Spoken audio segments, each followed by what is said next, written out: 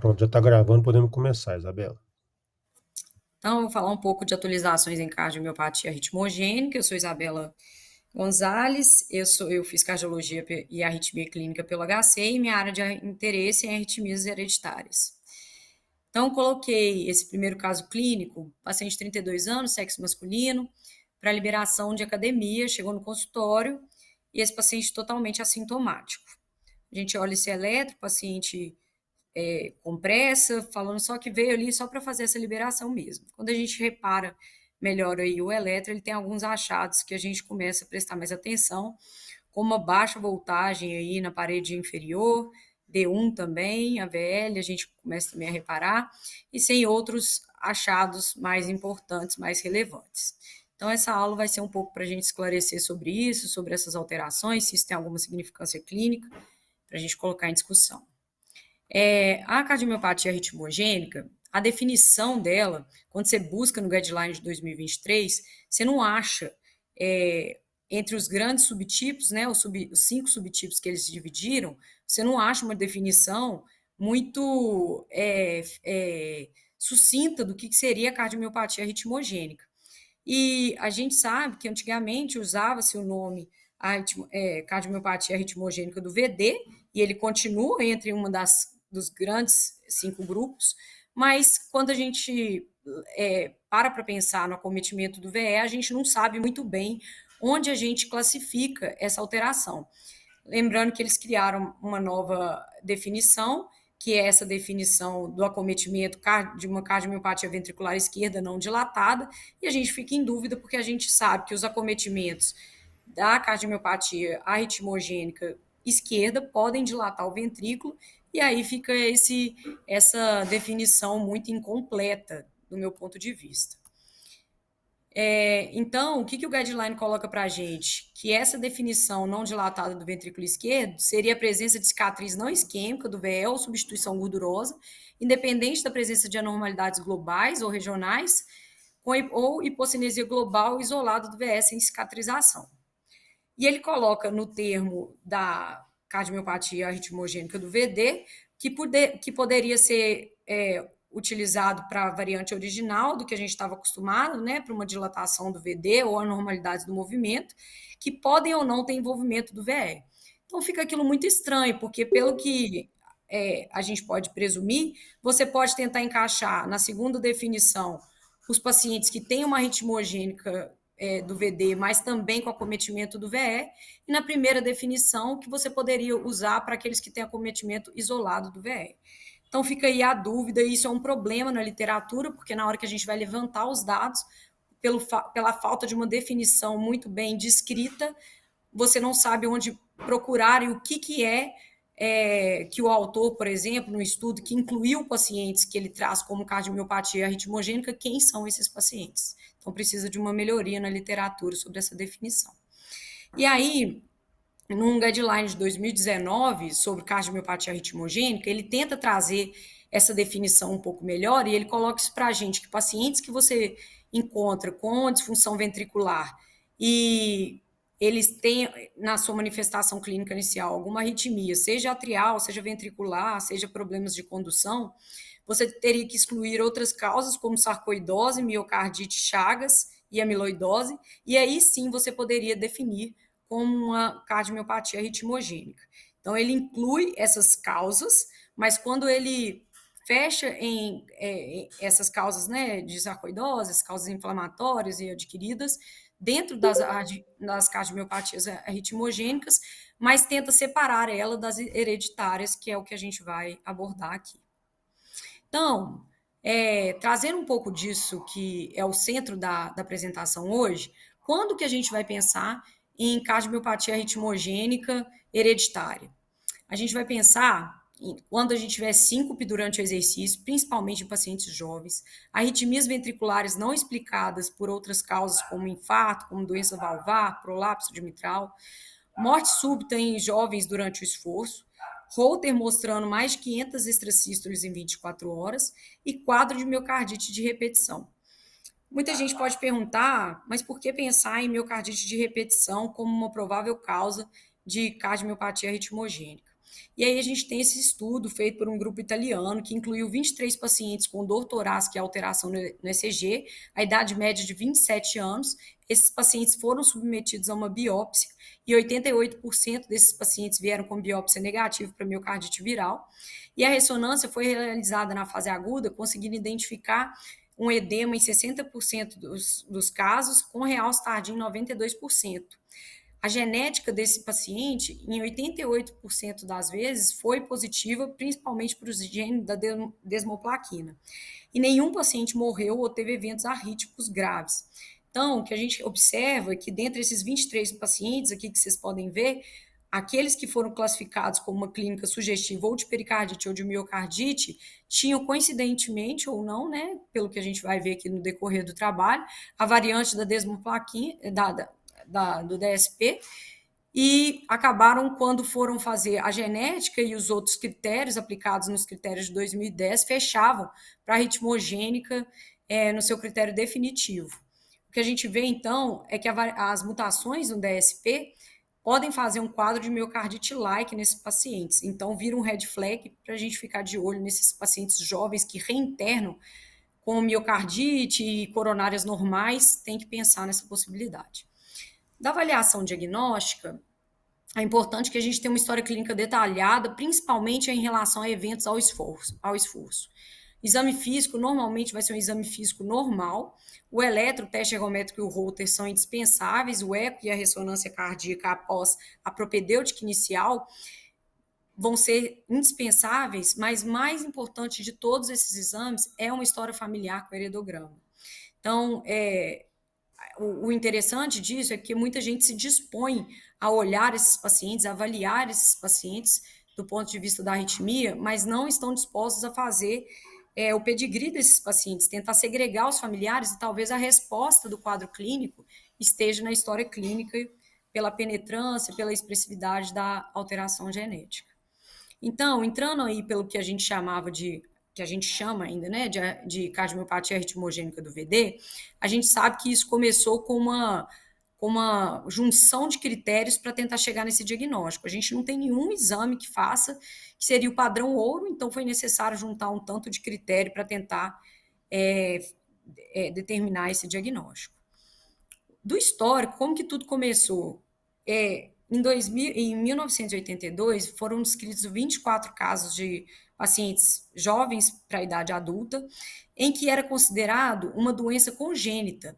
Eles achavam, esse grupo achava que esses pacientes tinham alguma alteração, eles até descrevem um ventrículo em pergaminho, que poderia ser uma doença congênita causando aquela alteração macroscópica do VD. Normalmente, os casos ocorriam em pacientes jovens, tinha um TV com padrão de BRE, o eletro de repouso, na maioria das vezes, tinha uma inversão de T, de V1 a V4, o diâmetro do VD aumentado e o VS sem alterações nessa coorte descrita nesse paper. Isso fez com que muitas pessoas pensavam que o acometimento estava limitado ao VD. Com a evolução da compreensão da doença, veio vários outros estudos a partir de avaliação de autópsia e conseguiram avaliar, nesse estudo, no caso de 2019, 5.205 pacientes em contexto de morte súbita. Foi feita a autópsia de todos esses pacientes e em 202 casos desses em que foram submetidos à autópsia, conseguiram encontrar critérios de cardiomiopatia ritmogênica, com idade média de 35 anos. E quando foram fazer a análise retrospectiva desses pacientes, 78% não tiveram nenhum sintoma cardíaco prévio, o que demonstra a gravidade dessa doença, porque pode ser a primeira forma de apresentação. E o mais interessante desse paper é que ele mostra que o acometimento é biventricular em 70% das vezes, contradizendo o que tinha sido mostrado em 1982, nos primeiros relatos dos casos clínicos de arritmogênica do VD. A gente sabe que o VD isolado, ele é acometido em 13% dos casos apenas, então se a gente somar aí, né, o VE está envolvido em 87% das vezes. E isso fez com que esse trígono da displasia que tinha sido descrito no paper anterior, do acometimento do VD, de áreas mais prováveis pela alteração de fibrose ter sido alterado para gorduroso, a gente viu que o VE entrou nesse trígono da displasia, depois desses tanto de autópsia nesses pacientes, sendo mais acometido na parede posterolateral do VE. E outro dado interessante que esse paper mostra é que antes a gente considerava que nesse trígono o ápice do VD era sempre acometido nas fases iniciais. E durante esse paper ele demonstra que a preservação do ápice do VD é mais comum na fase inicial e se tiver acometido já mostra uma gravidade da doença. Então, uma mudança total de paradigma do entendimento dessa doença. E aí, além do acometimento macroscópico, a gente começou a ver que tinham vias comuns também de acometimento nas alterações gênicas. Então, os genes que eram acometidos poderiam ser compartilhados nas formas fenotípicas do VE e do VD. Mas a gente tem um pouco mais de clareza hoje que os genes responsáveis por alterações nos desmossomos, eles acometem mais o lado direito e os não desmossômicos acometem mais o lado esquerdo, mas algumas variantes são compartilhadas entre eles. De questão epidemiológica, o que é interessante a gente ressaltar? A prevalência dessa doença varia um pouco em cada população. Na Itália, a gente tem uma prevalência maior, de 1 a cada 1.000 pacientes, e nos Estados Unidos, o dado trazido é de 1 a cada 5.000 pessoas. Isso tem uma diferença, não porque a Itália tem uma maior prevalência dessa doença, mas a Itália rastreia mais esses pacientes. Então, vou dar um exemplo, né? Na Itália é muito comum todo jovem em idade escolar ter que fazer um eletro, sempre, independente da queixa, totalmente assintomático. Então, esses pacientes eles são mais vistos, fazendo um overdiagnose aí, né? E aumentando a prevalência da doença. A faixa etária acometida normalmente é de 20 a 40 anos, é raro em crianças e pré-adolescentes, e pacientes também extremos de idade, 60 anos, começar a desconfiar de outro diagnóstico. Os homens são mais afetados que as mulheres, tem alguma descrição na literatura de alguns componentes hormonais que justifiquem isso, mas isso não vale para todas as variantes. Quando a gente discute sobre DSP, e vocês vão ver isso, que até causa uma modificação na calculadora de risco, as mulheres são mais acometidas. E 50% dos pacientes têm história familiar positiva. Então, talvez esse seja o pulo do gato que dê a dica para a gente de quem são os pacientes que a gente tem que investigar, porque senão a gente também fica cismado que todo paciente pode ter essa doença e acaba causando aí um estresse desnecessário. As variantes envolvidas, a maioria das variantes são autossômicas dominantes, são mutações nos desmossomos, em 60% dos casos. A penetrância, ela é de 15%, ela pode ser variável por fatores externos, e quando a gente discutir lá para frente a prática de esporte, vocês vão ver o quanto o exercício extenuante pode alterar a penetrância dessa doença.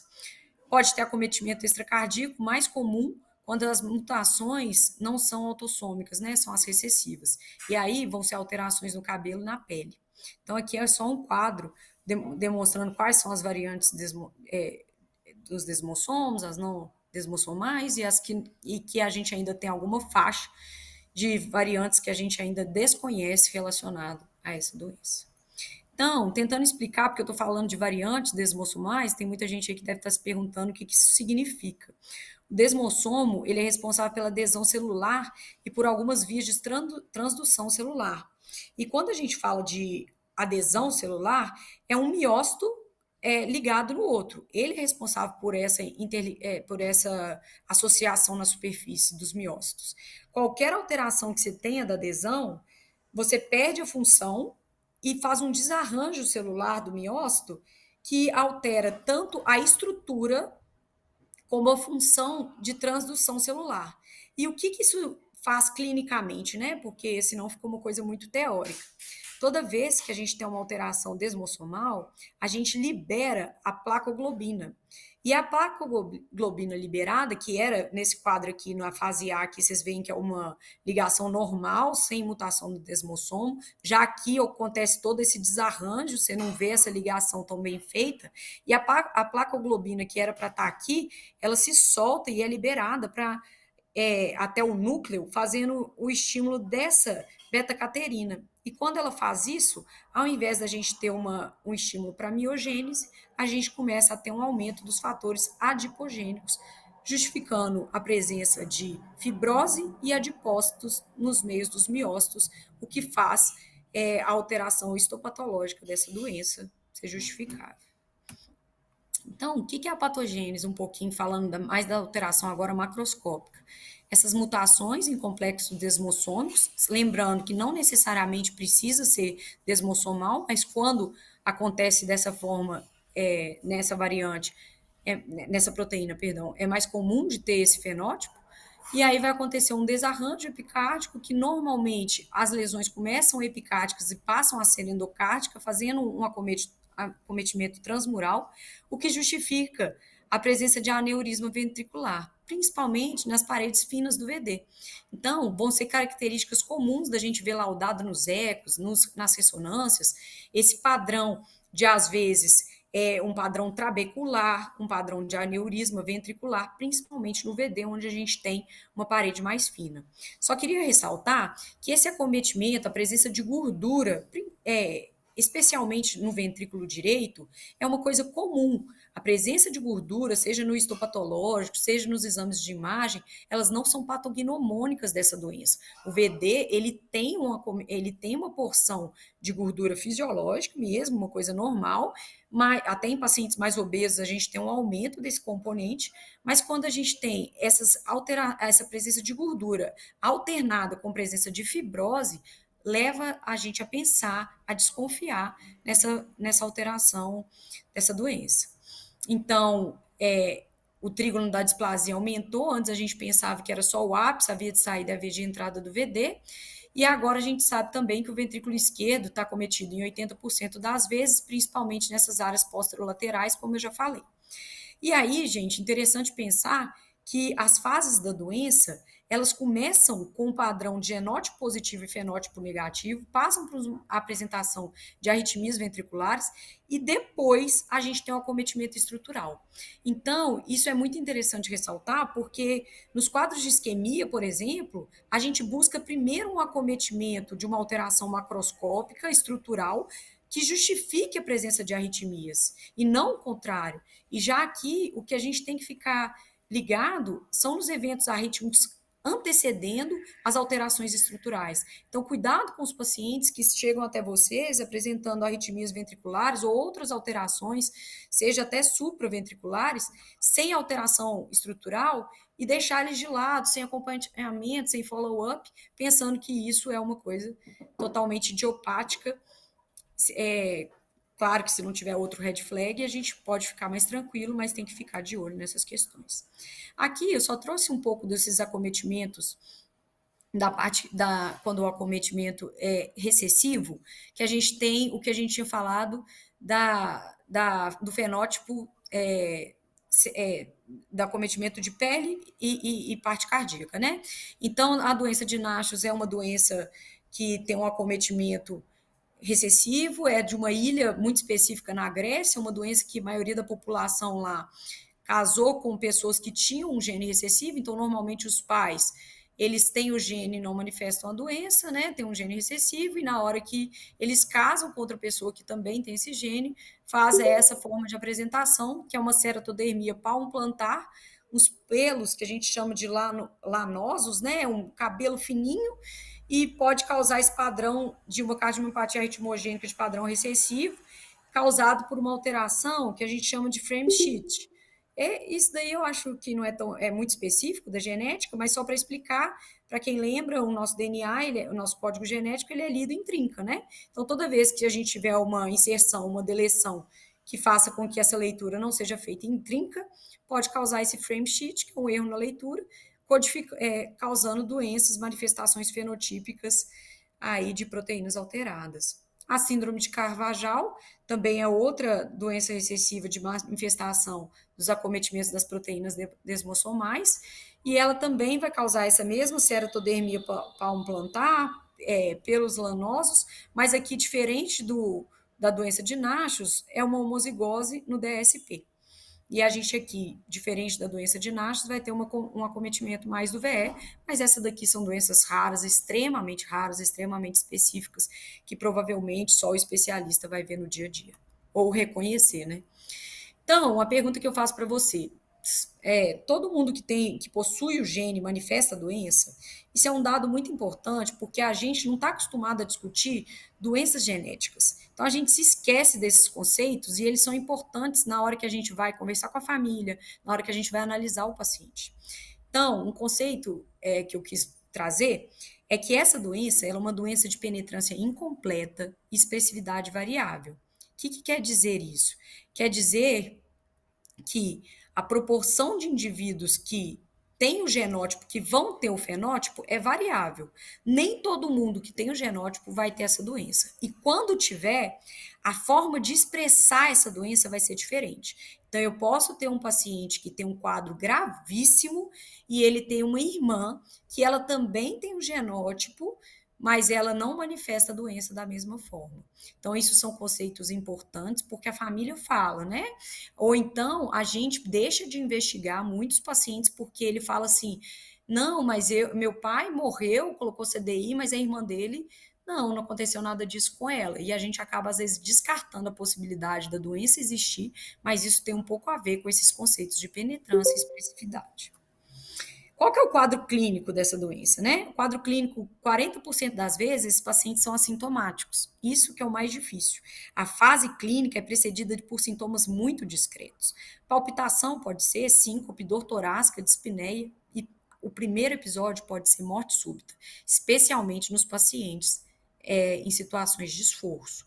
O que faz, gente, a gente diferenciar o que seria um bom preditor aqui para a gente pensar, será que essa palpitação, será que essa síncope pode ter um fator hereditário, pode ter uma correlação?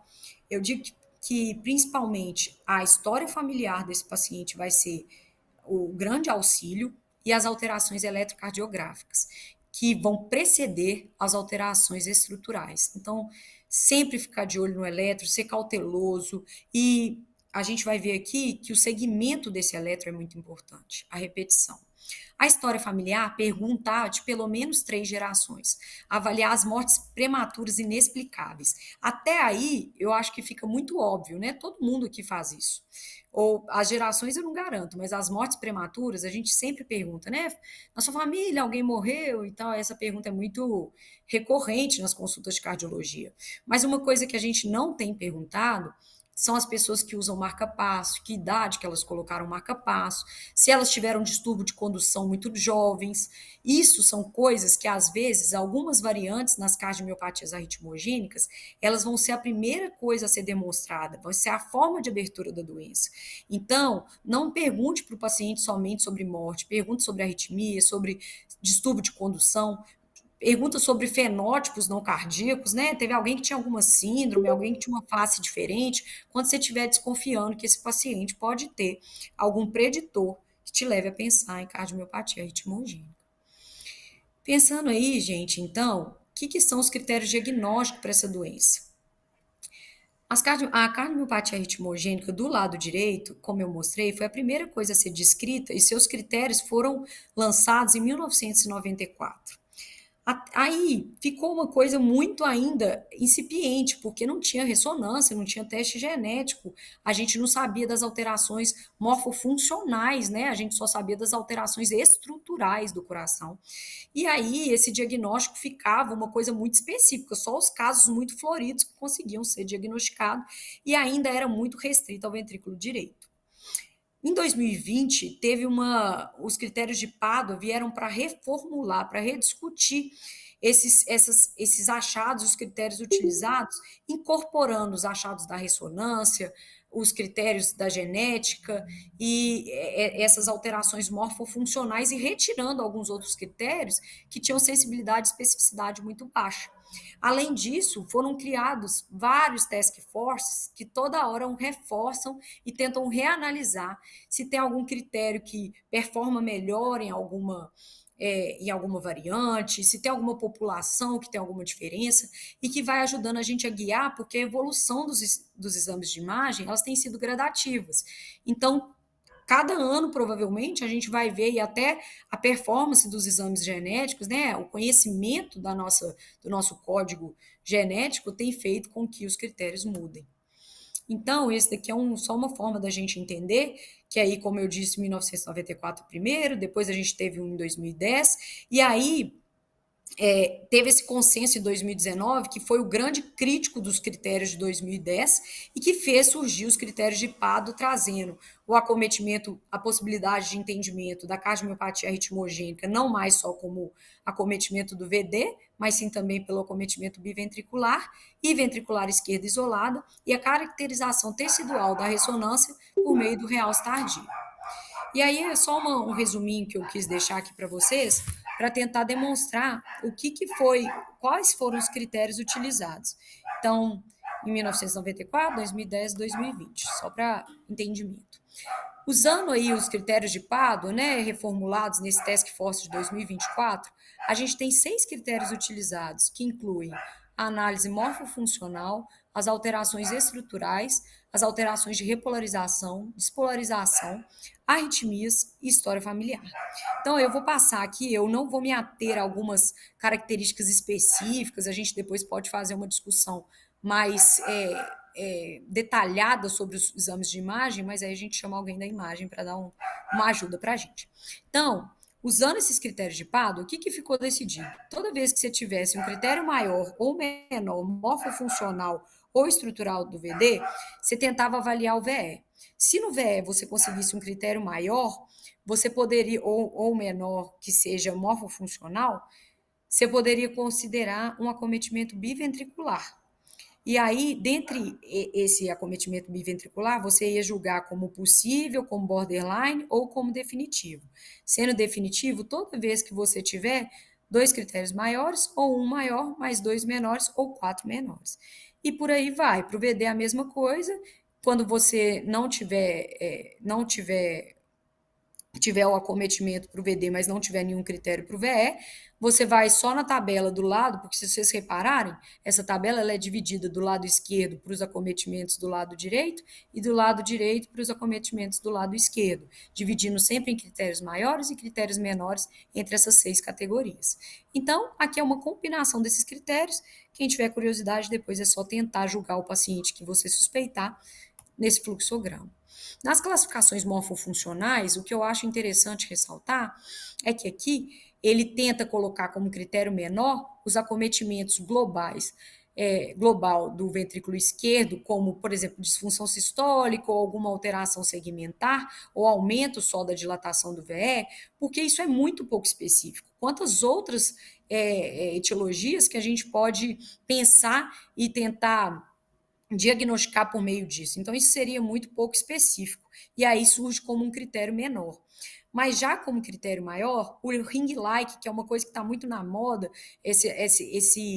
essa definição, né, surgiu aí com o advento da ressonância, com a melhoria dos softwares da ressonância, e eu vou tentar mostrar no próximo slide o que seria esse ring-like que entrou como critério maior do acometimento esquerdo.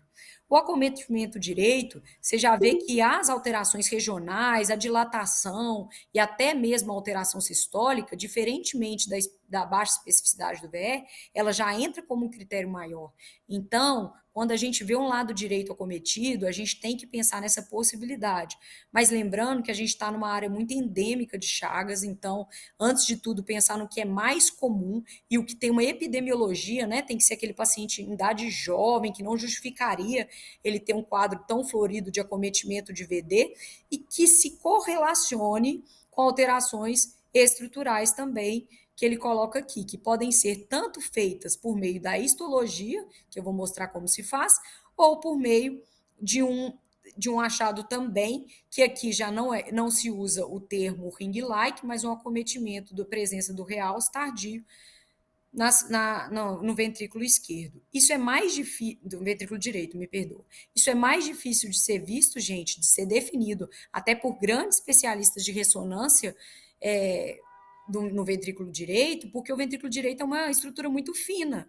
Então, é muito mais difícil dele definir. E a gente, às vezes, fica muito esperando que o especialista traga no laudo a descrição de presença de gordura na ressonância, sendo que isso é raramente achado e visualizado com tanta precisão, igual a gente espera. E aí, aqui eu só trouxe uma tabela demonstrando que ele coloca muito bem nesse guideline o que que é considerado dilatação, os critérios e principalmente a diferença desses critérios de dilatação de tamanho, tanto do VE e do VD, nos pacientes atletas. Então, isso tem que estar descrito no seu pedido de exame para o ecocardiografista conseguir fazer uma diferenciação e uma adaptação, caso no serviço dele não tenha um protocolo bem estabelecido.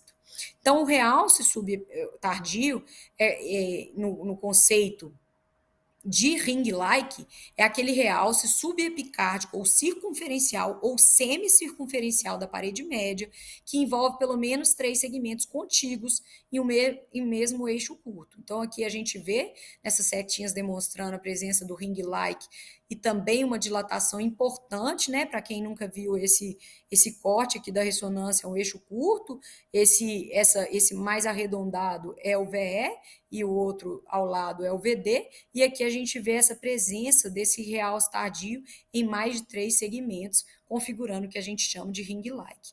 Atenção, né? Porque isso não é patognomônico, isso está longe de ser uma coisa que te faça fechar o diagnóstico. Pelo contrário, como a gente está vendo, não existe nenhum padrão ouro, isso é só mais uma pecinha do quebra-cabeça para você tentar juntar. E qual que é o prognóstico de achar realce tardio na ressonância, né? Essa meta-análise aí foi feita em 2021, que tinha 561 pacientes e juntou 5 estudos. E o que a gente pôde ver é que a presença do realce tardio, ela é capaz de predizer, né? Ela traz como informação prognóstico sobre mortalidade por todas as causas.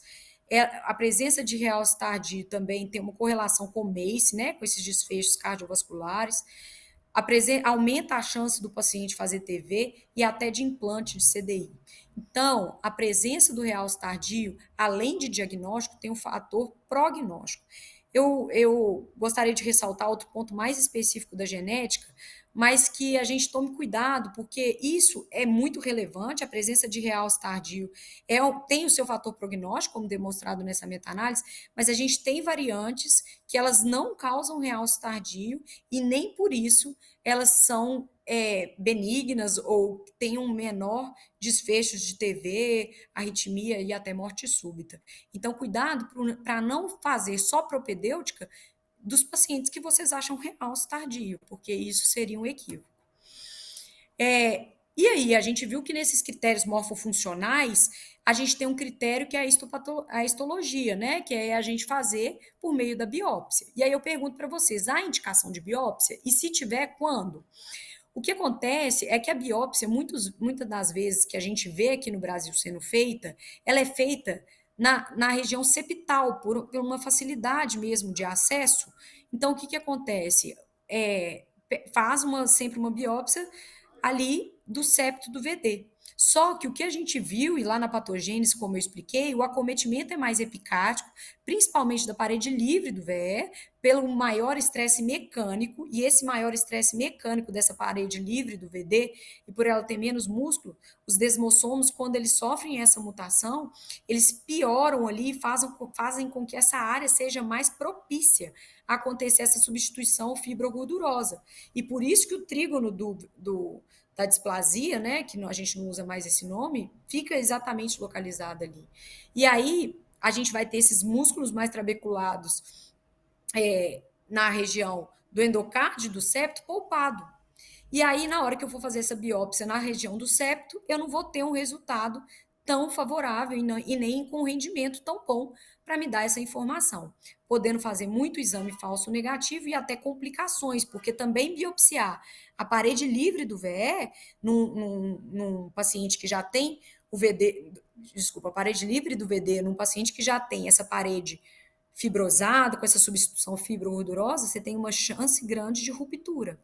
E aqui eu deixei grifado como diagnóstico diferencial, porque a gente sabe que a sarcoidose, que é uma grande etiologia que tem que vir na nossa cabeça, tem que ser lembrada diante do cenário de pacientes com cardiomiopatia arritmogênica, eles vão acometer principalmente o septo. ajudando, então, caso você tenha uma desconfiança, fazer essa biópsia não às vezes para ver a substituição fibrogordurosa, mas sim para o diagnóstico diferencial de sarcoidose.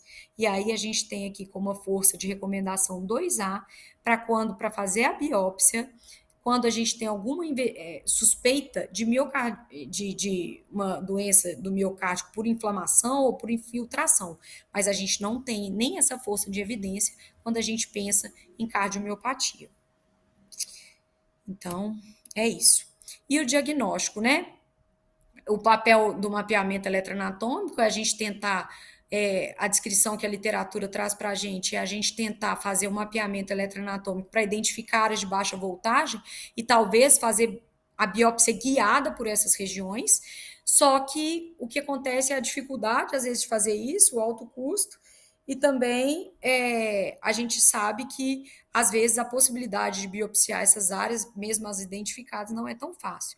Mas o que o guideline coloca é que esse procedimento seria mais sensível até que a ressonância para detecção de cicatrizes no VD. Depois os meninos da eletrofisiologia aí podem comentar melhor essa parte. Então, falando um pouco, a gente saiu das alterações morfofuncionais, que é o primeiro critério, e entrando um pouco nas alterações eletrocardiográficas, que inclui o segundo e o terceiro critério, né, que vão ser a despolarização e a repolarização. E o que eu sempre brinco, assim, quando eu vejo paciente com arritmogênica, é o seguinte: o eletro da arritmogênica, ele tem como se fosse uma linha do tempo. Ele tem uma progressão. Ele é um eletro que muda com o tempo. Então, inicialmente, eu vou ver um eletro normal, depois eu vou começar a ver uma inversão de T, uma baixa voltagem, e nas doenças avançadas, em 20% das vezes, eu vou ver onda epsilon, e essa despolarização mais final, aí, aumentada, lentificada do final do QRS. Então, isso é uma doença progressiva. Quando a gente pensa isso, eu pergunto para vocês aí da prática clínica, né? Vocês têm costume de repetir o eletro em toda consulta? Porque o que eu vejo muito é a gente repetindo ressonância, a gente repetindo eco, mas a gente tem desvalorizado um pouco o eletro como esse follow-up de distinguir mesmo a progressão dessa doença. E aí, um dos achados interessantes dos dados que a literatura traz para a gente é que o eletro é normal em até 12% dos pacientes. A onda T invertida, ela é a coisa mais prevalente que a gente vai ter, de 19 a 67% dos casos, e a gente tem essa variação tão grande da prevalência porque isso muda de população. Caucasiano, às vezes a gente vê mais onda T invertida por outras situações, e na população branca, né, europeia, a gente não tem essas ondas T invertidas estão presentes. Então, isso faz modificar a prevalência desse achado. Outra questão, gente, é que às vezes muitas pessoas vão falar, né, e até nos critérios diagnósticos eles dividem isso. Vão falar, mas a onda T invertida no jovem, no padrão juvenil do eletro, pode ser uma coisa comum. Sim, isso é verdade. Um paciente menor de 14 anos, a gente tem que considerar que ele pode ter uma inversão de T, além de V3 aí, ser uma coisa normal. Só que quando eu falei dessa doença, da epidemiologia, o acometimento, ele é mais do adulto jovem e não do adolescente. Então, o adolescente, ele quase não vai estar presente aqui. Então, esse achado da onda T invertida, e que me faz levantar uma suspeita muito forte, é naquele paciente de 20 anos, 25 anos, 30 anos, que não faz mais sentido ele ter uma onda T invertida além de V2.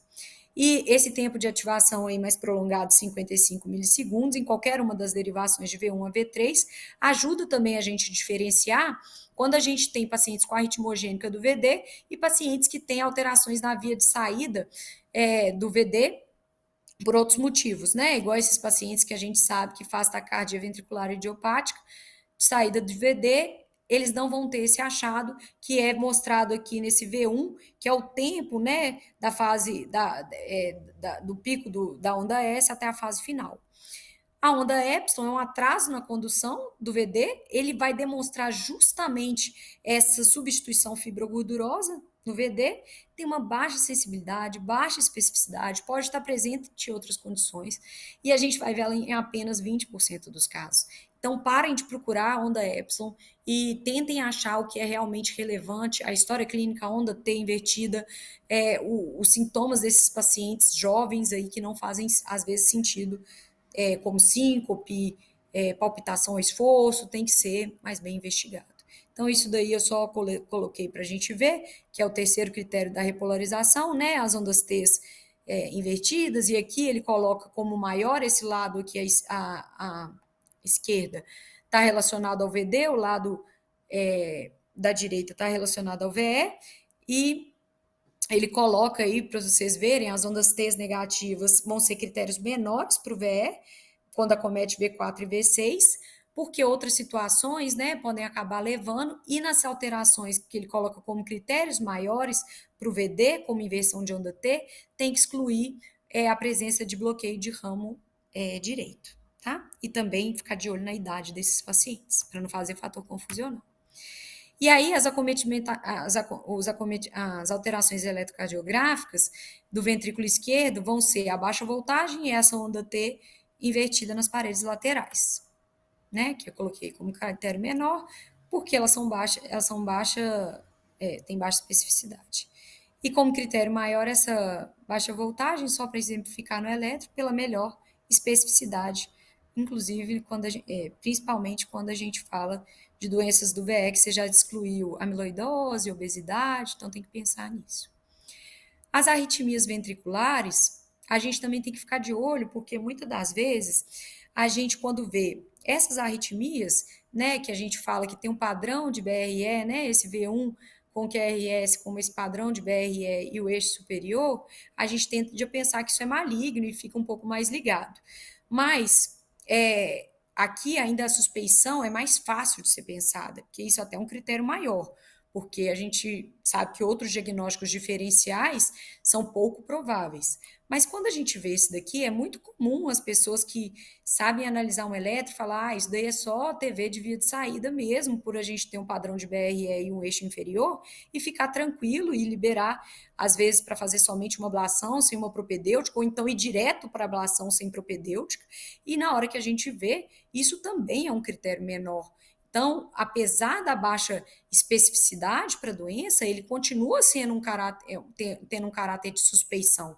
Então, a gente não pode ver uns pacientes com TV de via de saída de VD e simplesmente afirmar que é isso e não fazer propedêutica nenhuma, não buscar a história pregressa desse paciente, porque ele pode ser um paciente acometido que faz essa forma de arritmia.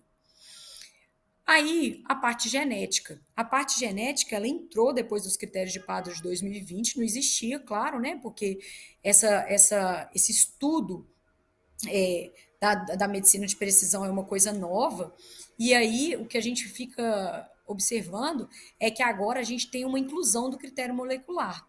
Dentro dos critérios maiores, o paciente que apresenta alguma alteração patogênica em variantes que fazem sentido estarem correlacionados à arritmia, a cardiomiopatia ritmogênica, eles têm como critério maior. E aí, gente, eu chamo a atenção de vocês, tem que saber quais são as variantes que estão relacionadas, porque não é qualquer variante. A gente, quando faz um teste genético, um painel, dependendo do tipo, se você não fizer só painel, fizer um exome, pode vir várias alterações patogênicas que não justifiquem cardiomiopatia ritmogênica, e até por isso a gente busca que a literatura tente deixar mais específica essa definição, porque senão a gente também não consegue saber quem são os genes envolvidos nessa alteração. E aqui eu coloquei para vocês os genes responsáveis principalmente pelos acometimentos desmossomais, mas a gente tem que lembrar que não são só as variantes desmossomais que causam a ritmogênica, principalmente do VE. A gente tem que ver esse grupinho aqui de baixo, que também se apresenta como uma forma até mais florida de acometimento. E aí, gente, eu acho que ficou faltando aqui o eletrocardiograma dessa paciente.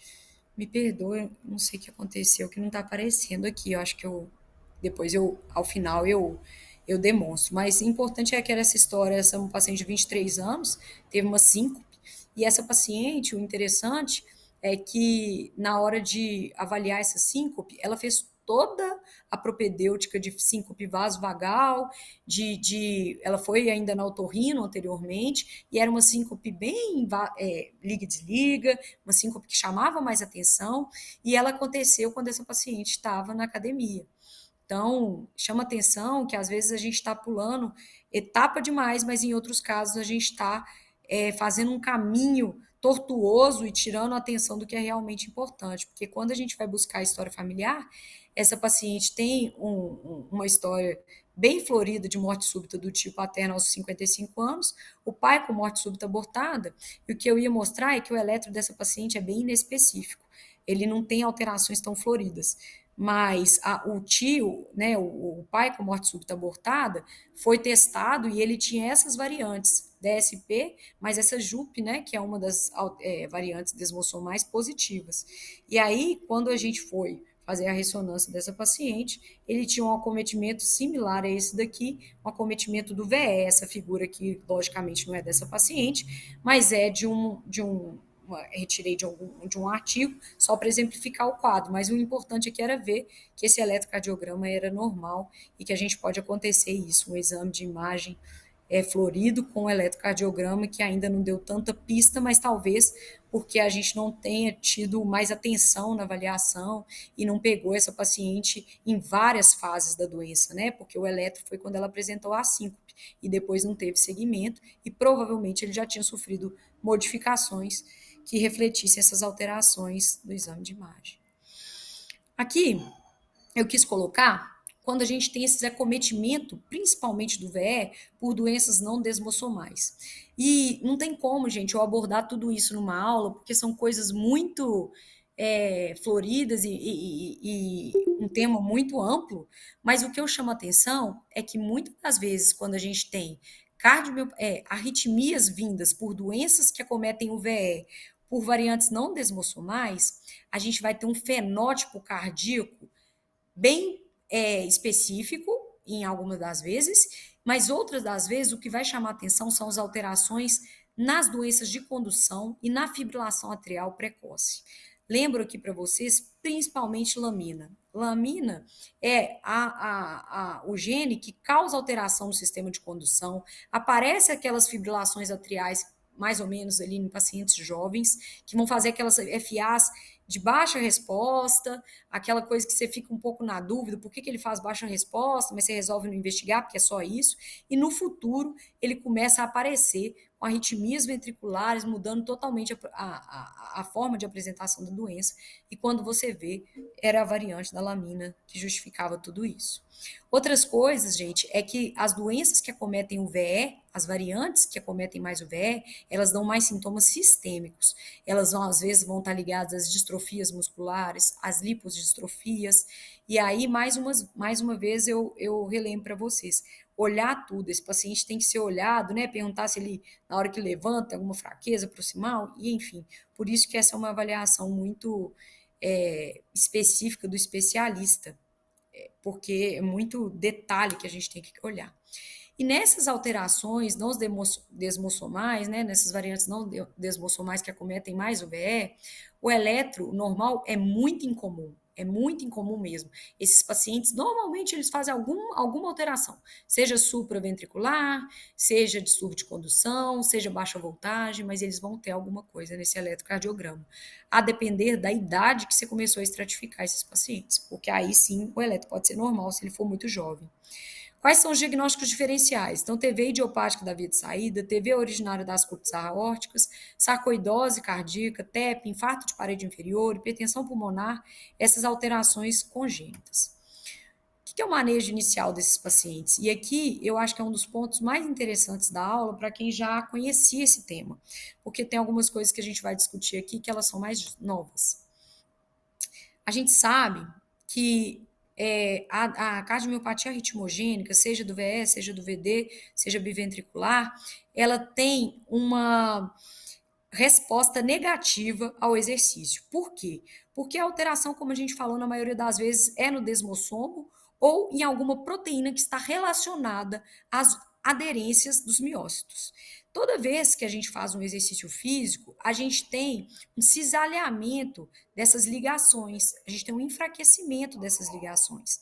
E o que a gente pôde ver nesse estudo, vocês me desculpem porque eu não sei porque não está aparecendo minha tela completa com a referência, mas na hora que eu mandar vai aparecer, a gente vê aqui, olha que interessante, que em pacientes que eles têm alterações múltiplas desmossomais, isso é, em mais de um gene, como no exemplo daquela menina que o pai tem DSP e JUP, a gente precisa de poucas outras variantes externas, como sexo, como exercícios, para modificar a expressão da doença arritmogênica. Mas quando a gente só tem uma variante, por exemplo, o exercício já começa a ter uma influência maior na forma com que vai se expressar a cardiomiopatia arritmogênica e até quando isso vai acontecer. Olha só que interessante, tem pacientes que a gente não tem nem história familiar, nem variante positiva, e ele consegue abrir um quadro de uma cardiomiopatia arritmogênica pelo esporte, pelo exercício de endurance, né? Aqui é ultra endurance, então são pacientes que fazem alta carga de esporte, assim, aqueles ultramaratonistas, nada habitual do nosso dia a dia.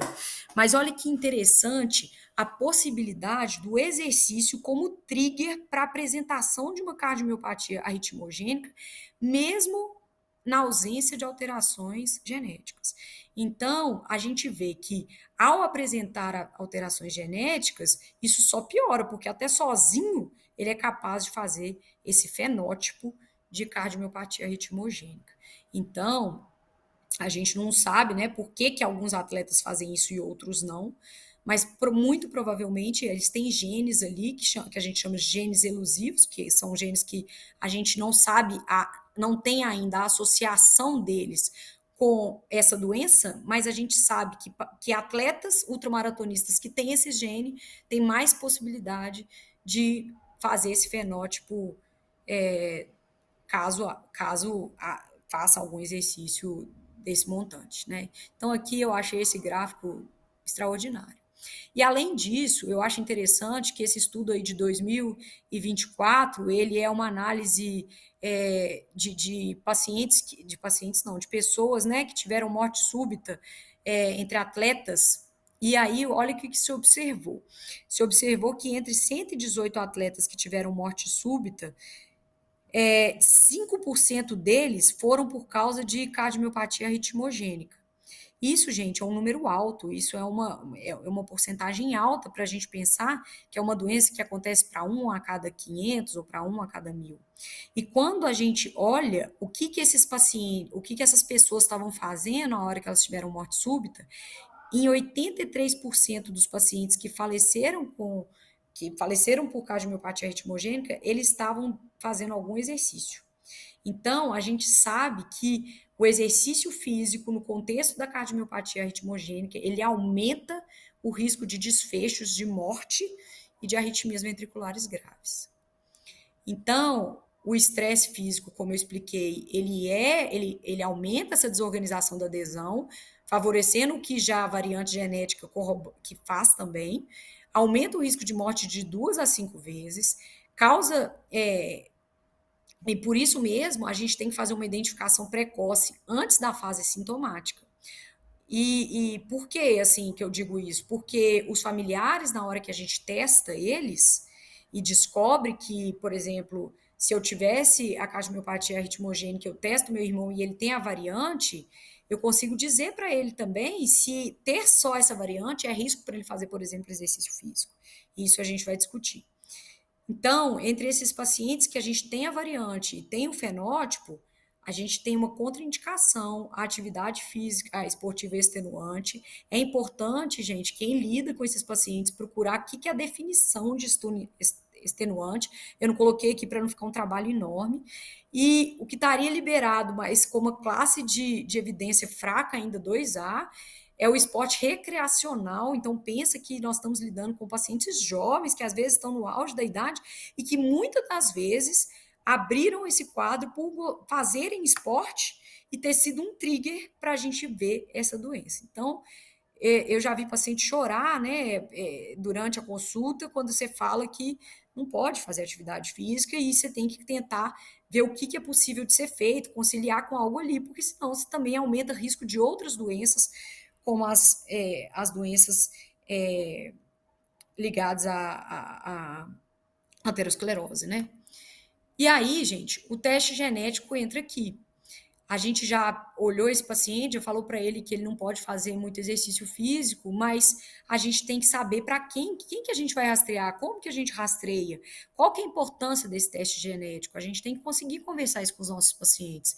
Então, além do valor diagnóstico desse teste genético, porque ele é um critério maior lá entre os de PADO que a gente falou, ele tem esse critério prognóstico, ele vai ajudar na decisão do implante ou não de CDI, ele vai ajudar no screening familiar, e ele provavelmente ele vai ser a chave para a terapia gênica que tem surgido a partir de algumas variantes. Então, a gente tem várias coisas que não podem deixar de ser abordadas pela importância do teste genético, porque muitas das vezes a gente explica assim para o paciente: olha, você tem que fazer, porque a sua doença a gente consegue confirmar melhor, mas não explica para ele que isso pode ajudar a gente, às vezes, a saber qual esporte que ele pode fazer, a saber se a irmã dele está em risco, que isso é uma doença da família.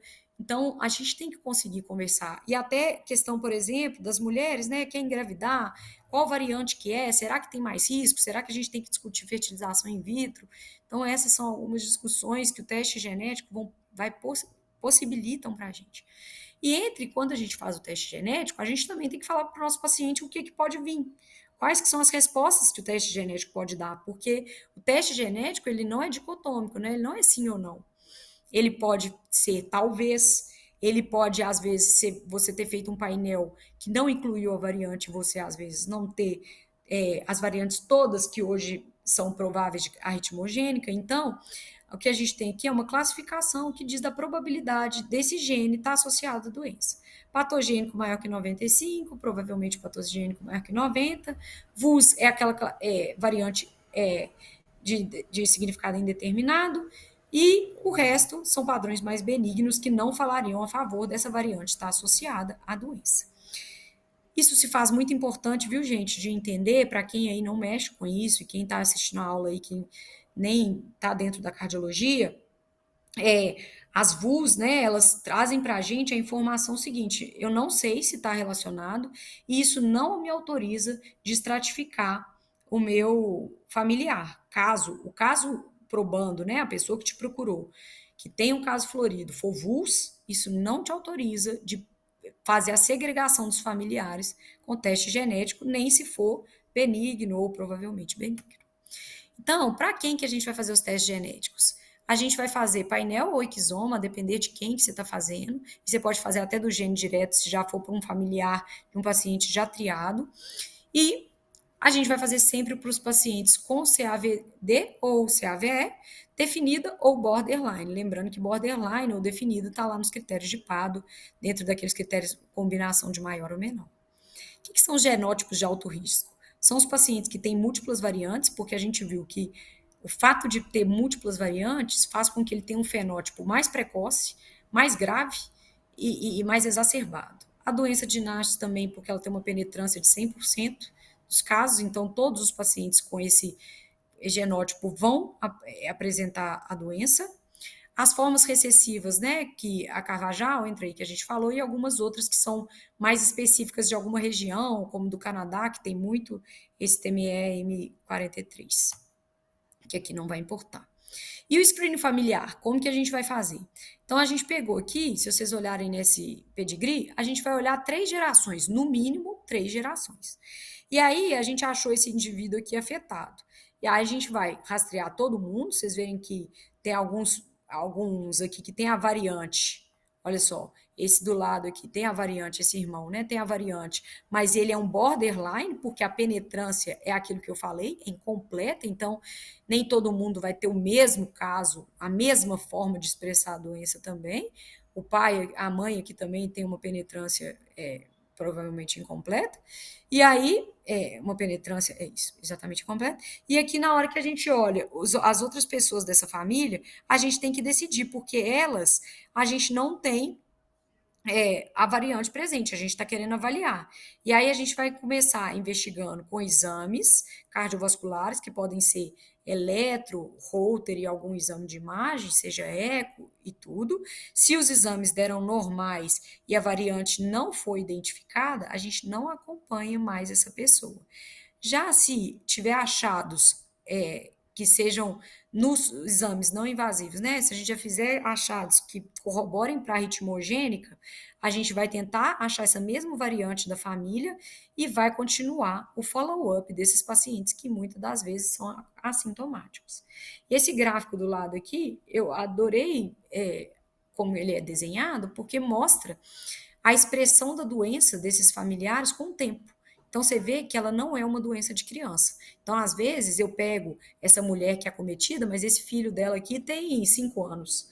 Aí, por enquanto, ele não manifesta nada, eu não preciso nem investigar, porque a doença vai começar a se manifestar aqui, ó.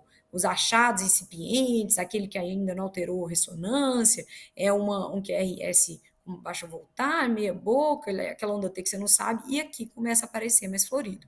E até por isso, esse gráfico e esse estudo de onde esse gráfico foi retirado corroboram para a gente que nosso screening nos familiares vai começar a partir dos 10 anos de idade, uma avaliação a cada 3 anos.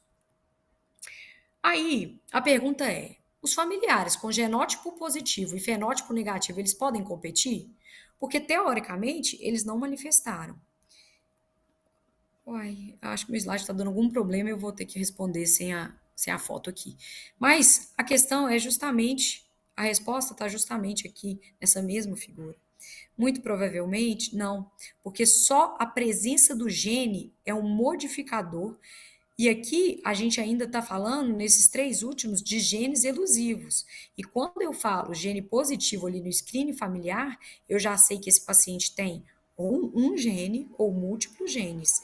E se eu corroborar a presença desse gene com exercício, eu vou fazer esse fenótipo aparecer de uma forma mais rigorosa e mais precoce.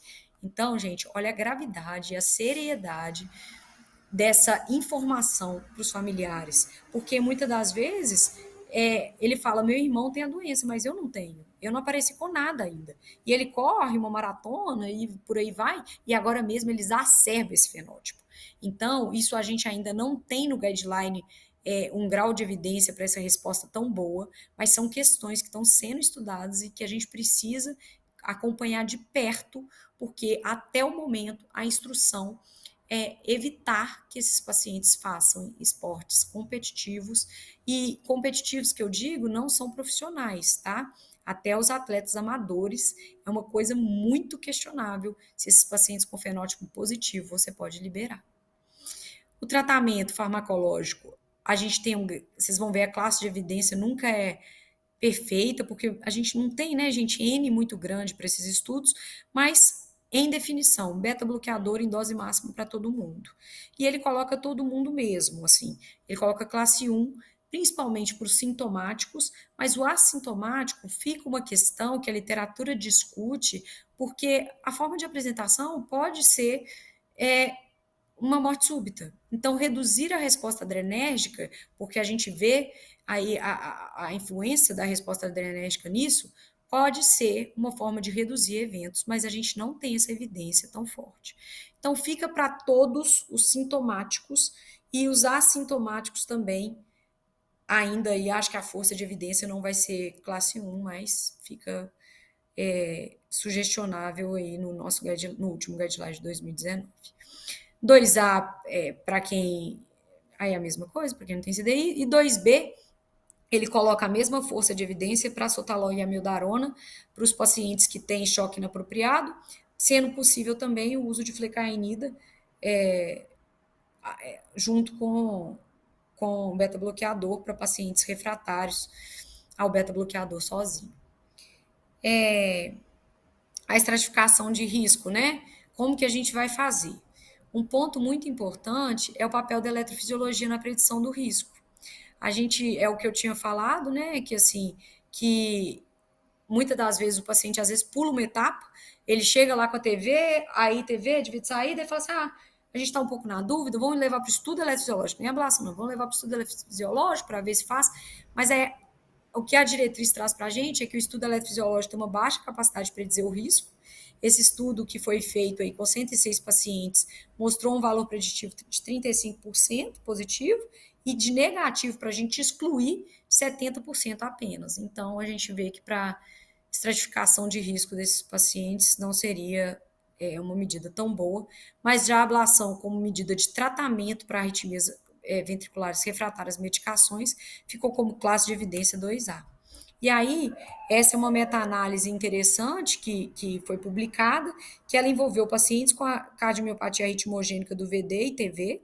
A ablação foi comparada a um grupo que fez endo-IEP e outro grupo que só fez endocárdica. E o que os desfechos estudados foram TV, morte por todas as causas e eficácia aguda do procedimento e complicações maiores, sendo as complicações maiores essas daqui, entre parênteses.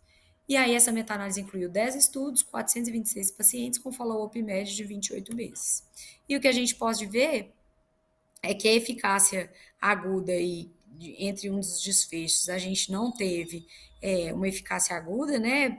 A gente não tem nível de significância. As complicações foram maiores nos procedimentos endo e epicárdicos, favorecendo aqui mais o procedimento endocárdico, me perdoa. E aqui, ficou na frente, espera que eu vou tirar só para vocês conseguirem ver.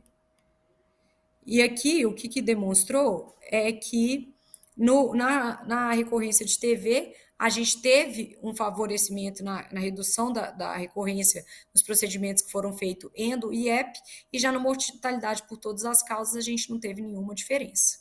Então, fica aí, né, sobre a avaliação, que fazer endo e EP favoreceu apenas a recorrência, né, reduziu expressivamente a recorrência, mas não teve redução de morte, nem melhoria, nem eficácia aguda, e ainda teve um pouco de complicação maior do procedimento, mas isso vai depender muito da habilidade técnica de quem faz, e etc.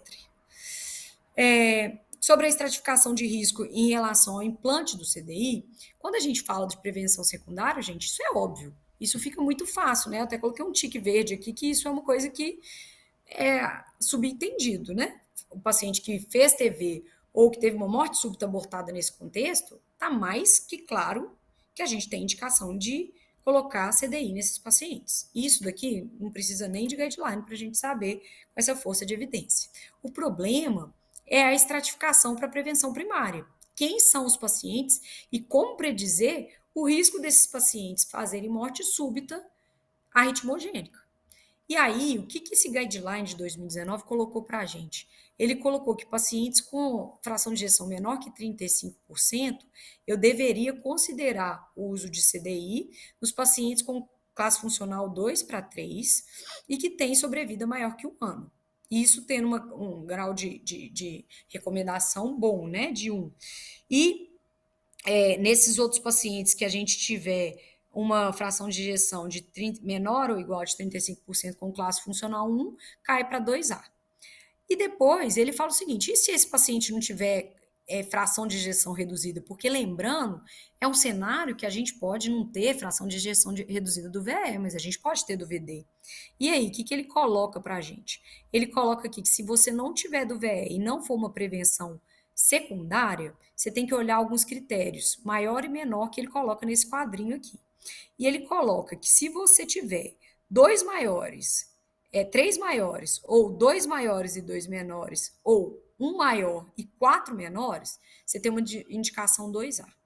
Sendo os critérios TVNS, indutibilidade da TV no estudo eletrofisiológico, fração de ejeção do VE de 49% como maior, e menor ele coloca sexo masculino, alta carga de extracístoles ventriculares, se você tiver uma disfunção ventricular direita, como colocado nos critérios lá, o que o Task Force considerou como disfunção, né? Porque aqui não é a mesma fração de ejeção que a gente considera para o VE.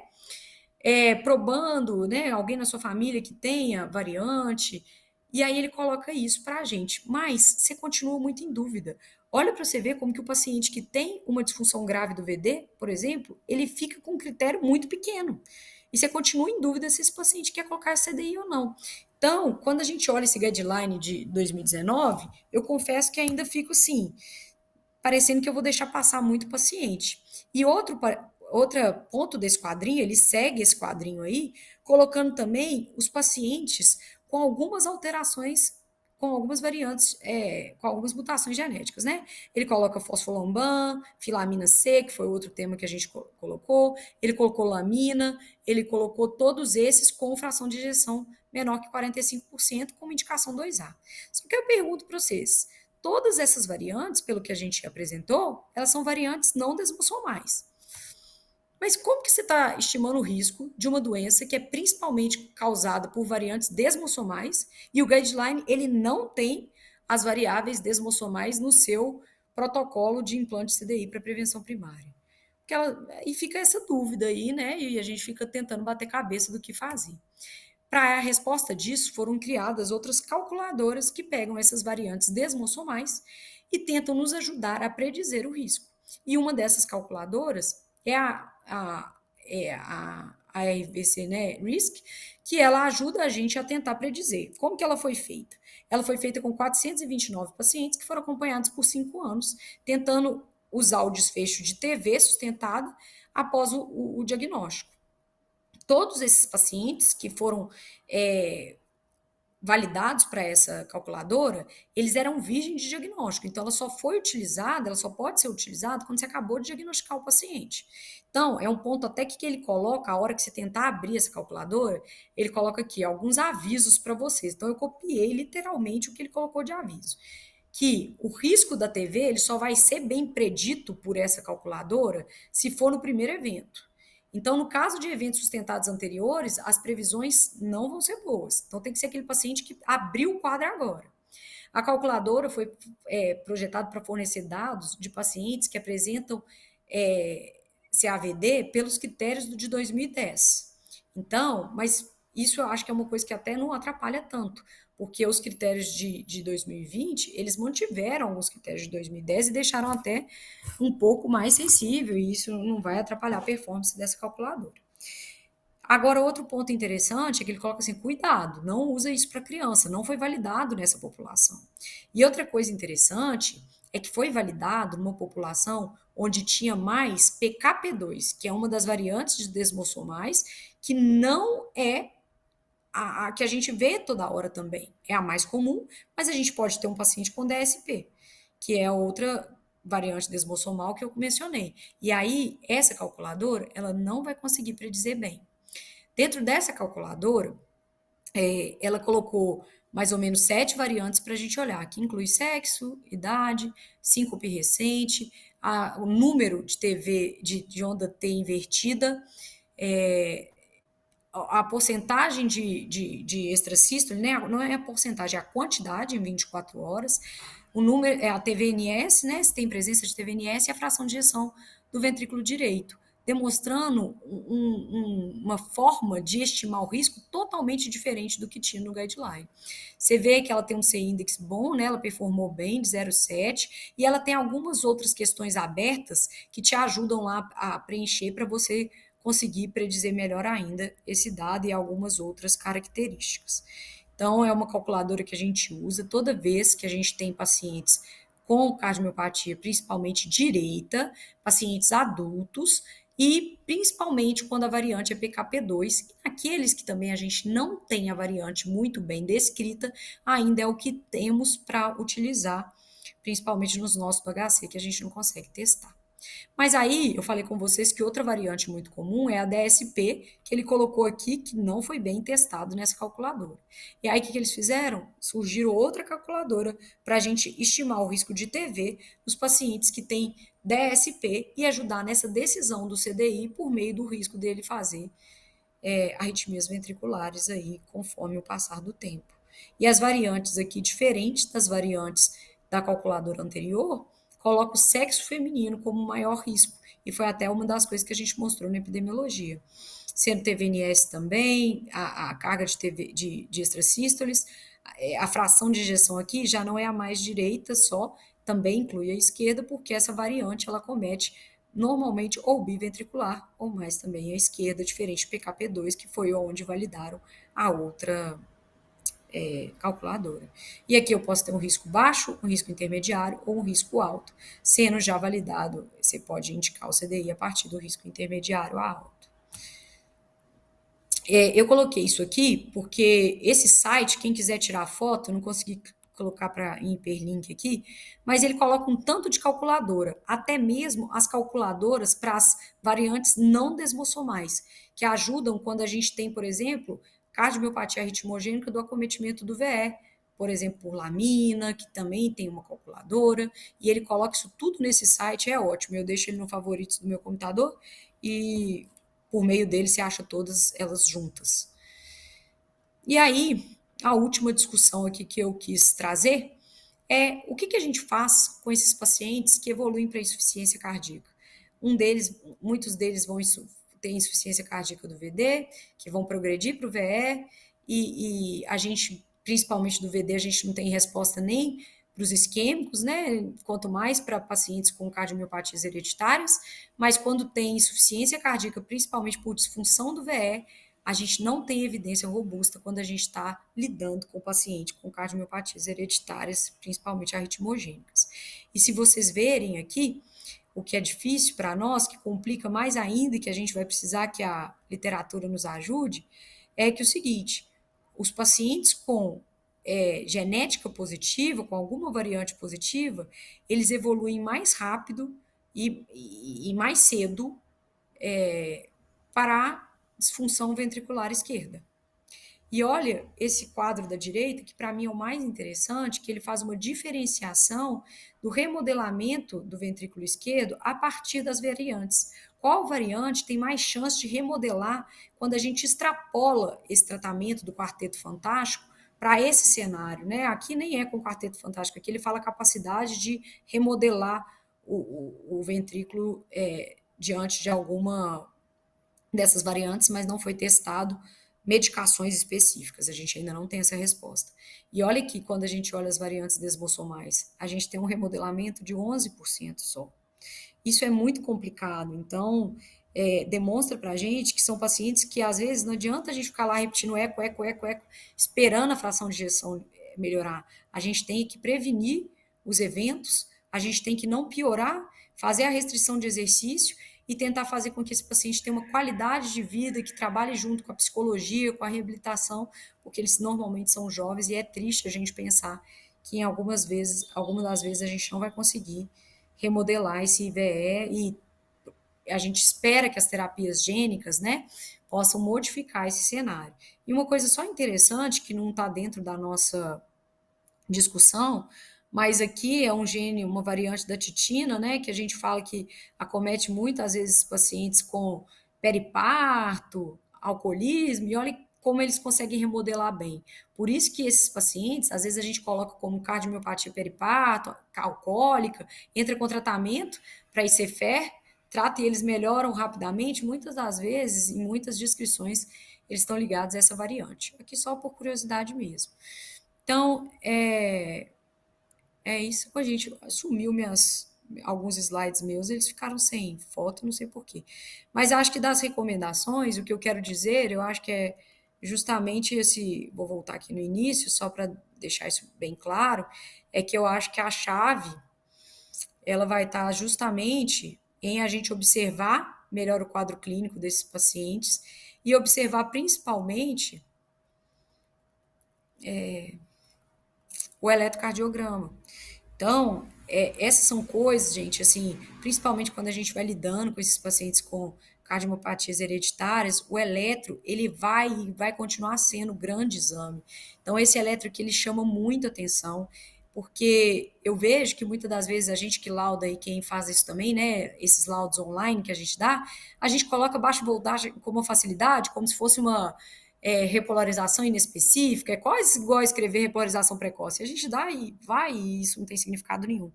Mas quando a gente olha esse eletro, esse paciente aqui é uma coisa muito importante, lógico que diante de uma clínica muito frustra, vai ser necessário ter mais uma história familiar, buscar outras coisas para te alimentar essa suspeita. Claro que eu não olho para isso aqui isoladamente e fico tão assustada, mas se você vê, a onda P dele é maior que o QRS.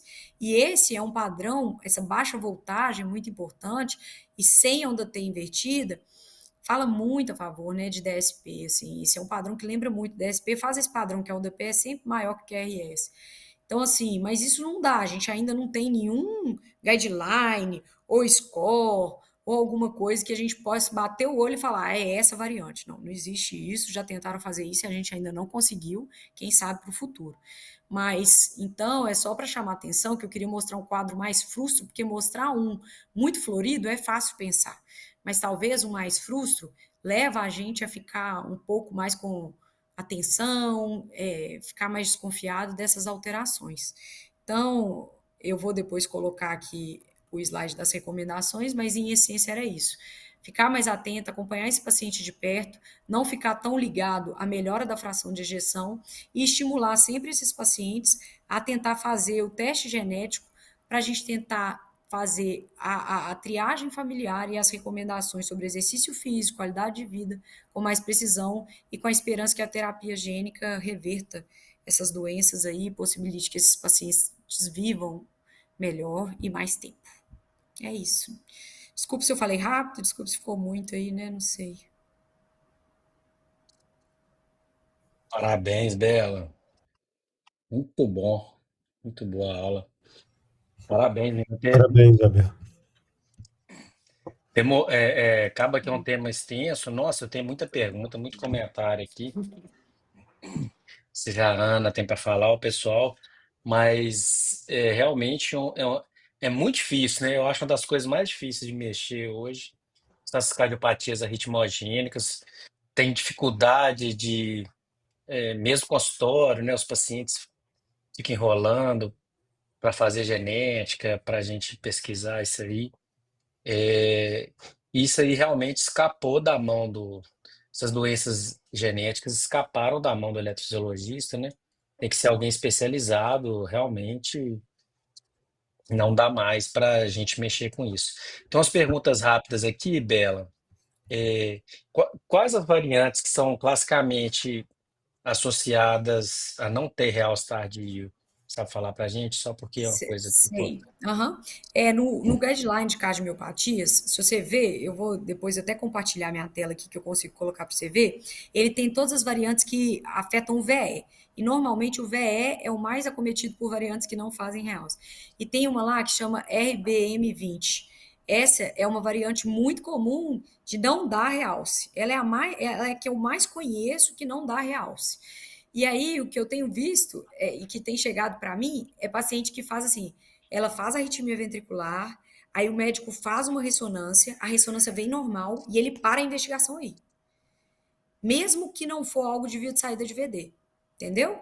E é, talvez, assim, eu que não conheça todas as variantes que não causem, mas essa é a que mais me vem à cabeça de primeira, ela está relacionada a alguns quadros graves, ela faz alguns quadros graves, eu vou abrir aqui o guideline para vocês verem, que ele coloca a foto da ressonância, e ela não dá um realce tão importante.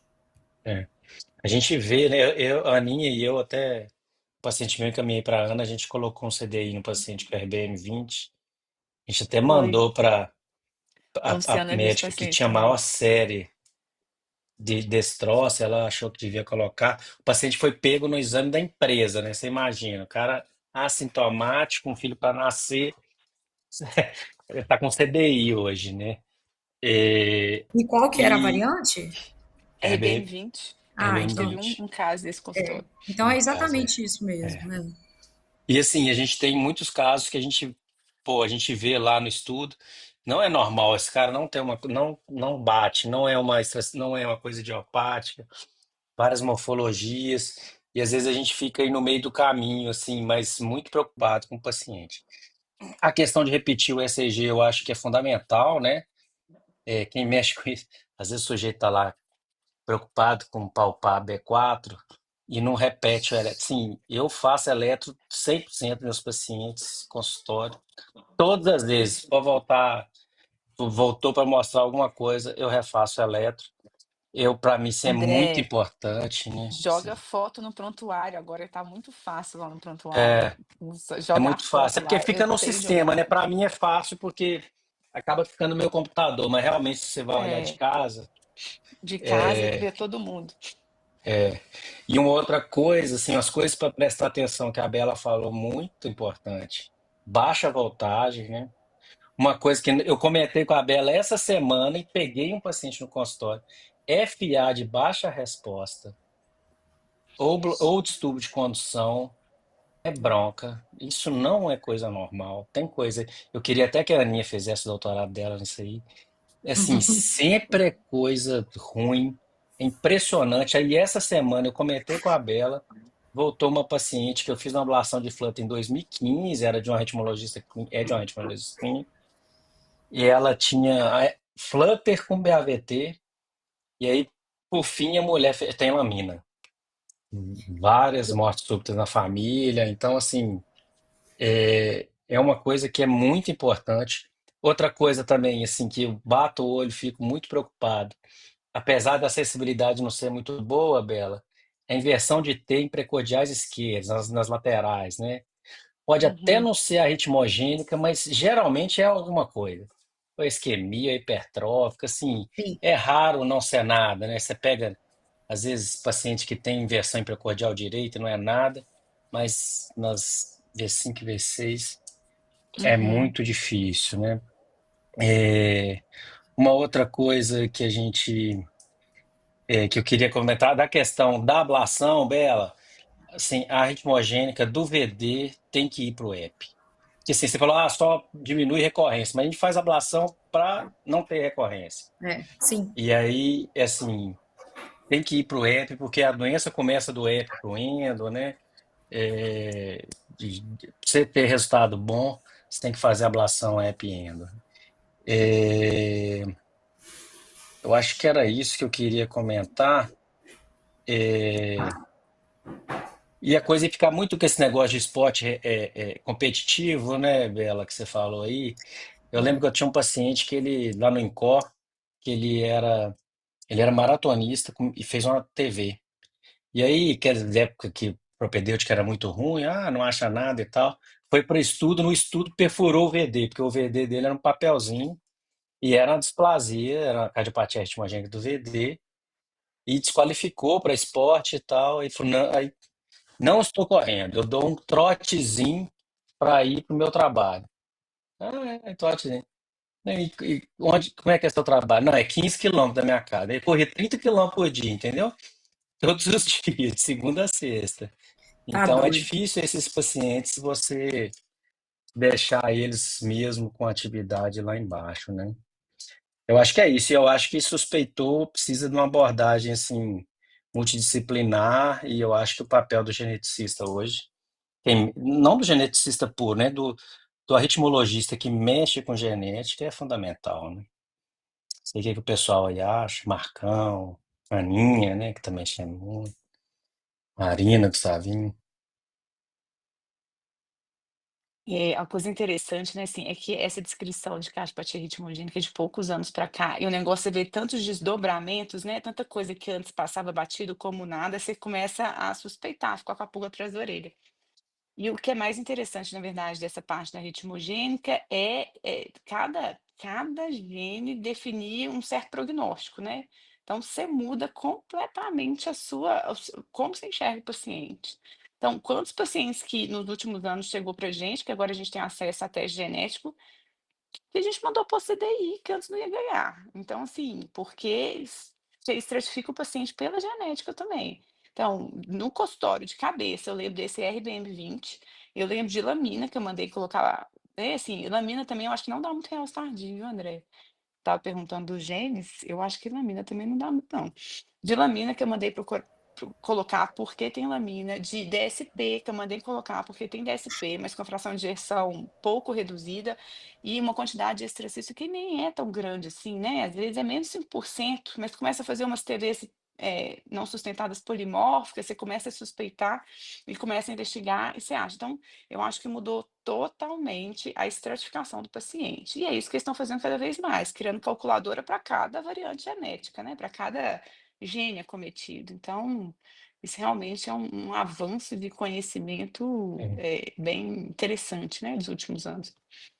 E diminuindo as idiopáticas, peripartas, alcoólicas, hipertensivas, né? As Então a gente, idiopáticas, as né, sequelas de miocardite, sequelas de miocardite, né? periparto, eu acho que até tem descrição até por quimioterápicos, por cardiotoxicidade, por Sim, sim, quimioterápico também, tem. de ter uma Isso. porcentagem maior de pacientes com genética positiva, assim, né? Então parece que eles têm, na verdade, uma suscetibilidade maior de desenvolver uma cardiomiopatia por algum fator externo que atua ali, né? Então, assim, tudo isso tem diminuído. As idiopáticas hoje em dia, na verdade, é porque a gente não faz diagnóstico, né? É isso que fica a impressão.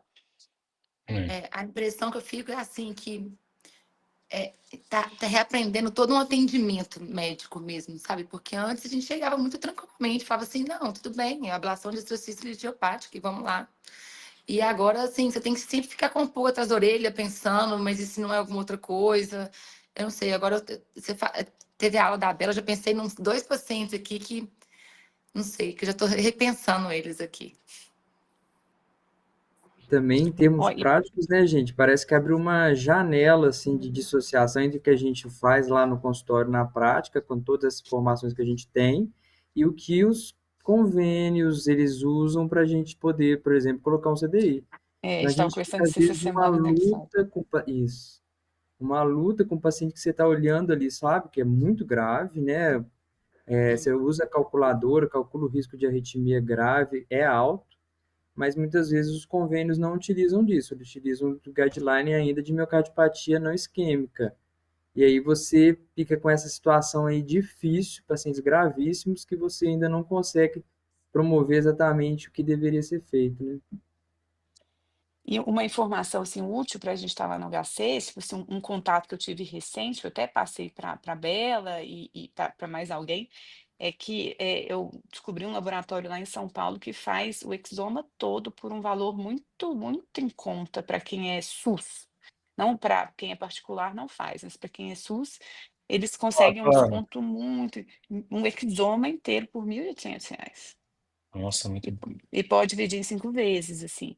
Então, assim, ainda R$ 1.800 a gente sabe que ainda é muito difícil para muitos pacientes ali, né, mas já começa a ficar mais acessível. O exoma inteiro, não é painel, é muito maior do que isso. E enquanto o exoma no particular vai ser uns R$ 4.000. Então, para o Via SUS, para a gente estar ali no HC, é uma outra via, assim, uma informação útil.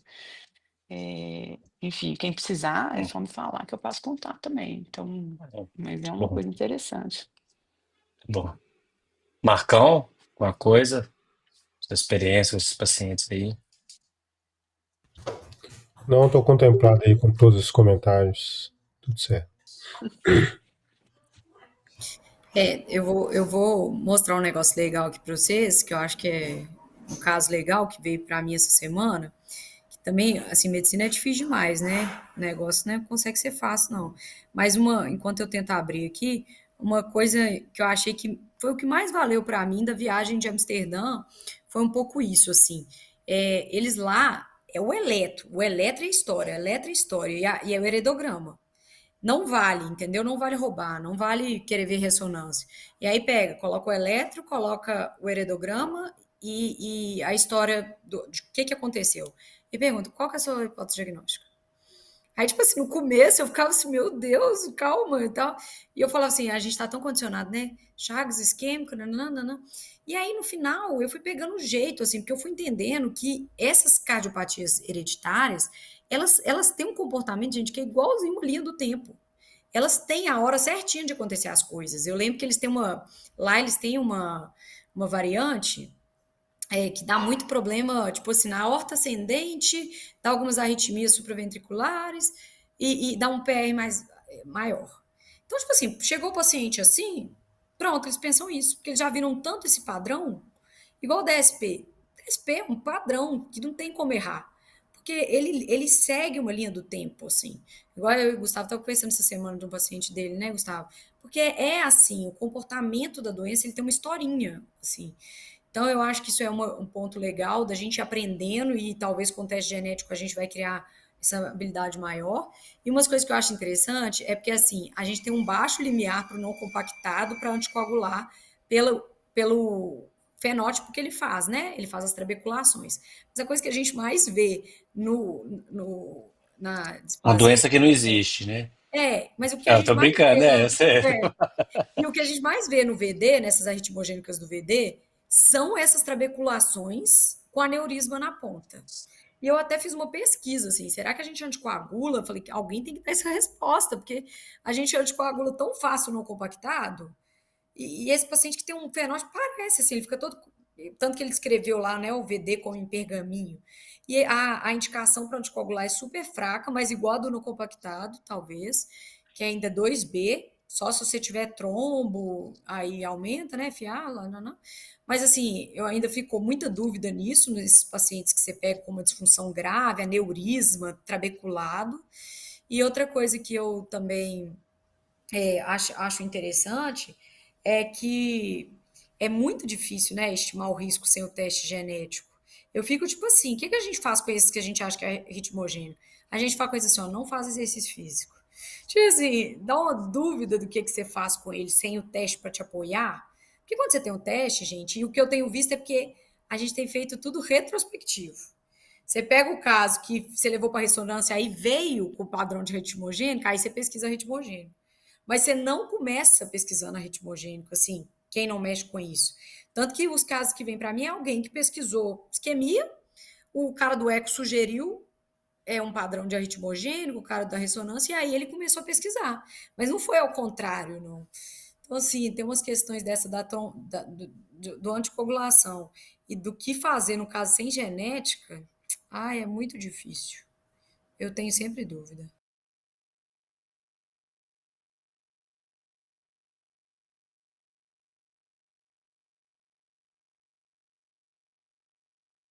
Isso aí, Bela. Última pergunta aqui, Bela, rapidão.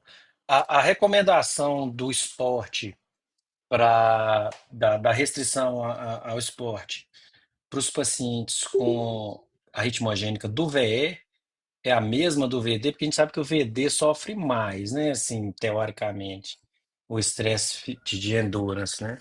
Mas é Ah, a mesma? é, É a assim, mesma, né? ainda é a Muito. mesma. Assim, é muito difícil você conseguir liberar esse paciente. E eu fico É. pensando assim, né? Porque vocês não ficam com essa dúvida, não? Tipo assim, será que todo mundo, então, a gente tinha que testar que vai, né? Dá uma coisa, não passa isso na cabeça de vocês, não? Assim, será que então todo mundo que vai fazer um esporte de alta performance, eu teria que saber mais sobre ele? Assim, eu sei que tem estudos já que mostram que a gente não tem tanta validação para isso, tanto desfecho, mas dá um medo desses caras que vão fazer umas maratonas aí, Marco Paulo, esse povo que gosta de dar umas corridas mais que o normal, No mínimo, um eletro bem olhado tem que um ter. eletro bem olhado, eu acho que tem que ter um eletro bem olhado. Isso aí, beleza. Eu tenho uma dúvida. Meu nome é Giovannina, eu sou R1 da Cardio do Mater Dei, então, assim, não sei se é uma dúvida muito básica aí, mas em relação a estratificar esse paciente, às vezes um paciente que a gente fica na dúvida ali se realmente tem ou não, fica ali naquele borderline, tem alguma indicação de eu fazer um estudo eletrofisiológico para avaliar se tem ali um foco de uma se esse paciente faz uma TV sustentada durante o estudo, para ver se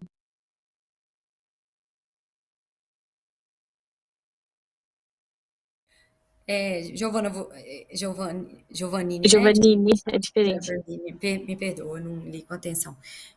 Assim, o que eles mostraram, eu até mostrei um slide disso, talvez você não tenha conseguido ver, mas assim, eles colocam um valor preditivo positivo e negativo muito ruim, tanto para excluir como para achar. Então, a gente não tem indicação do estudo eletrofisiológico, isso não é uma recomendação hoje. Agora, por exemplo, vamos supor que você vai levar essa paciente, você está em dúvida ali, você acha que é uma via de saída de VD, você vai levar ela para ablação, e às vezes, ali naquele mapeamento, na hora que os meninos estiverem fazendo o procedimento, eles conseguem fazer uma diferenciação no mapeamento eletrônico das áreas de baixa voltagem, eles vão explicar isso até melhor que eu, para esse diagnóstico diferencial, ou que eles mostram também é usar o mapeamento eletrônico para achar a área de baixa voltagem para você biopsiar. Mas o rendimento do estudo eletrofisiológico para diagnóstico, péssimo. Né, André? O que você É, acha, o Gustavo? o que acontece muitas vezes é que o paciente vai para estudo pensando que é uma idiopática, aí o jeito que a gente induz, a gente lá a gente consegue saber É uma reentrada? Não é uma reentrada, é uma atividade focal. E essas arritmias dos pacientes com arritmogênica é por reentrada. Aí a gente consegue, porque já aconteceu, por exemplo, o paciente não tem fibrose, aí você chega lá, aí liga para o pessoal da ressonância, cara, tem fibrose, com certeza, porque ele tem uma reentrada. Ah, tem mesmo. Tá, cara, eu vou review, porque a gente acha que é uma coisa bem assim, tem ou não tem 100%, mas não é, né? Quantas vezes isso já acontece direto, todo ano acontece um caso desse. Não tem fibrose, a gente entra e ver. Então, assim, pelo mecanismo, a gente consegue saber se é ligado a alguma coisa estrutural ou não. Aí pode te ajudar. Aí, lógico, se a gente fez um mapeamento eletroanatômico, tem cicatriz e tal, também ajuda. Isso ajuda também muito no VD, porque a resolução, o VD é muito fino. A ressonância geralmente não tem resolução para ver, não tem uma boa acurácia para ver realce tardio. Por isso que realce tardio no VD, acho que nem é do critério, né? Porque é muito difícil de ver. E aí a gente consegue realmente ter essa resposta aí. Então pode ajudar, mas não é uma indicação assim que geralmente a gente faz o estudo para dar o diagnóstico. Ah, entendi. Obrigada.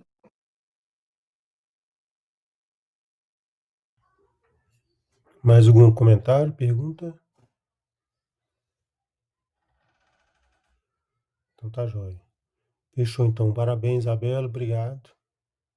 Até a próxima. Obrigada, Isabela. Obrigada, Excelente. Boa gente. Boa noite, Tá bem, gente. Boa noite, Bela. gente. Obrigado, boa noite.